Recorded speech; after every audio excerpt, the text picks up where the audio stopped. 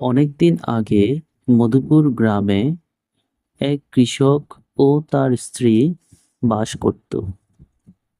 তারা খুব সুখে শান্তিতে বসবাস করে আসছিল।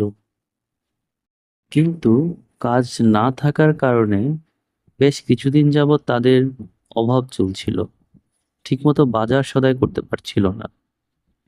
ঘরে চাল নেই, তরকারি নেই, নুন নেই, তেল নেই, আরো কত কি।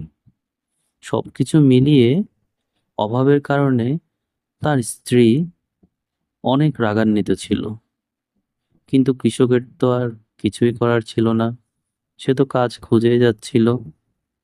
কোনো একটা কাজ পেলে সে হয়তো কিছু টাকা উপার্জন করতে পারত। কি গো, আশপাশ থেকে কোনো শাকসবজি জোগাড় করতে পারলে?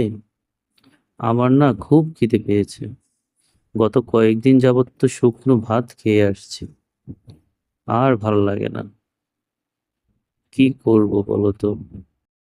বন থেকে কাঠ জোগাড় করে নিয়ে এসো।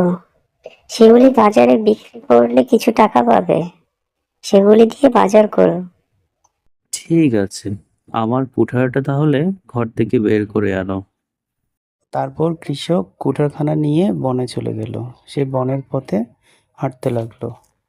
সে একটি গাছ কাটা শুরু করলো। তারপর সে কাঠ জোগাড় করে বাড়ির দিকে রওনা দিল। ওই গো, কাঠ কেটে নিয়ে এলাম, একটু পানি দাও, অনেক পিপাসা লেগেছে। তুমি তো মনে হয় বনে কুঠারটা ফেলে এসেছো। তাড়াতাড়ি যাও, পরে গেলে আর পাবে না। সে বনে এসে কুঠারখানি খুঁজতে লাগলো। এদিক ওদিক সে বারবার খুঁজতে লাগলো।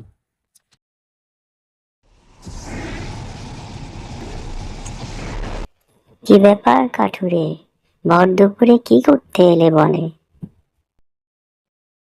এ তুমি, তোমাকে তো কখনো দেখিনি। আমাকে মেরো না। ভয় পেও না, আমি হলাম এ বনের পরী, বন পরী। আমি বনে গাছ কাটতে এসেছিলাম, কিন্তু বাড়ি ফেরার পথে কুঠারখানা ভুলে বনে ফেলে চলে যাই। সেটাই খুঁজে নিতে এলাম। এই নাও তোমার কুঠার।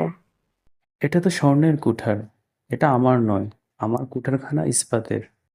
দেখো, এই কুঠারখানা তোমার কিনা। না, এটাও আমার কুঠার না। তোমার সততায় আমি মুগ্ধ। তোমার আর কুঠারের দরকার নেই। এই নাও তোমার জন্য এক বাক্স ভর্তি স্বর্ণ। লোকটি বাক্স ভর্তি স্বর্ণ নিয়ে বাড়িতে ফিরে এলো। সে তার স্ত্রীকে বনের সমস্ত ঘটনা খুলে বলল।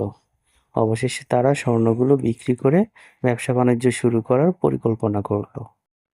এই গল্প থেকে আমরা শিখলাম, সর্বদা সত্য কথা বললে ও সৎ পথে চললে পুরস্কৃত হওয়া যায়।